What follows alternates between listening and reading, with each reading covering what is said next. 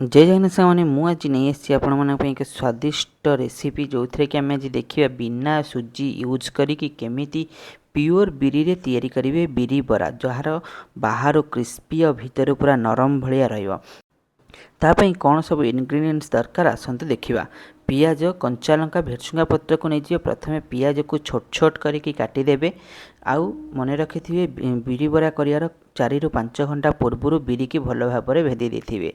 पियाज काटिला परे कंचा लंका और भेरसुंगा पत्र को मध्य छोट छोट करके काटिदेवे सो दैट सबूर साइज सेम रहिबो। पियाज कंचा लंका और भेरसुंगा पत्रर बिरी को भेदी गला परे 4 ରୁ 5 घंटा भेदिला परे ताकू आनिकी भलसे धोईदेवा धोई देकी ताकू ग्राइंडिंग करदेवा बा बैटर तैयारी करवा। देखो मु प्रथम प्रस्तुति करदे जो थे अलरेडी स्वाद अनुसार आपने लुण भी पकई देथिबे। मु अलरेडी लुण पकई सारी टाइम आमर सेव होगापाई काटी पियाज कंचा लंका भेरसुंगा पत्र से बैटर रे पकेबे। मन रखिथे जदि आपणकर बिरीटी फुली नाही ताने निश्चित ताकू फेणी नियंतु बा बहुत समय टिके घांटी दियंतु सो दैट एटा हल्का हे जिवो।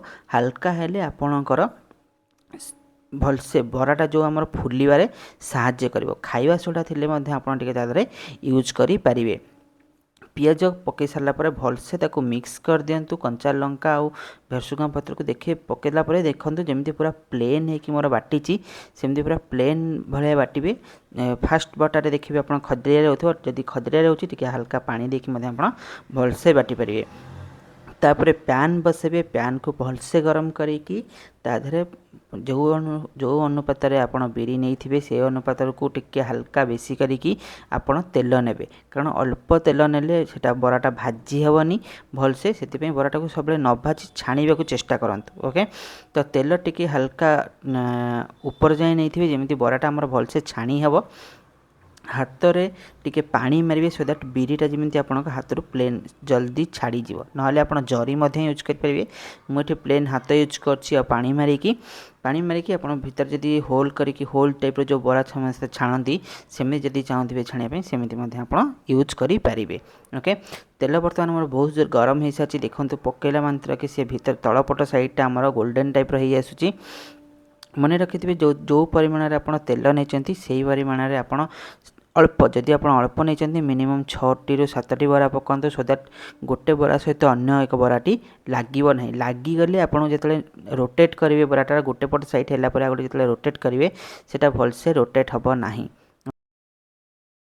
तो मु बर्तमान 6 ରୁ 7 बरा नहीं मोर बहुत जल्दी एका संगे रोटेट करने मत बहुत सुविधा हो। फास्ट पूरा गोल्डन टाइप हो गलानी आ तार भ्यू आप देखिपे केमी गरम गरम बरा खायापाई जदि आप चाहते निश्चित आप घरे एमती रेसिपीटी को देखिए ट्राए करूँ।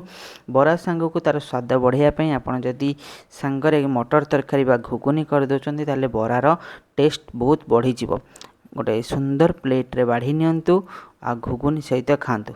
यही भिडटी आपण मानक केमी लगिला निश्चित कमेंट बॉक्स रे कमेंट करेंगे। बिरी बरा को मानकर पसंद आ बिरी बरा कौ जगार फेमस जो मैंने जानिच निश्चित कमेंट बॉक्स रे कमेंट कर। बिरी बरार प्रस्तुति प्रणाली अति सहज उपाय मुझे बुझेली जो मानक भल लगी को मैंने तैयारी करेंगे निश्चित कमेंट बॉक्स रे कमेंट करेंगे। जय जगन्नाथ थैंक यू।